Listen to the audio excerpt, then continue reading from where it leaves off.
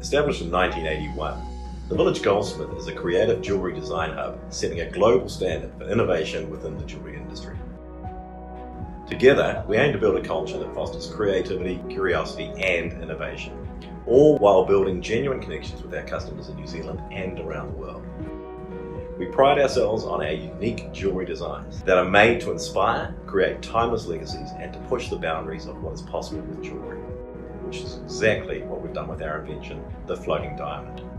There hasn't been a major innovation in setting diamond solitaire jewellery since the standard 6-claw setting was invented in 1886.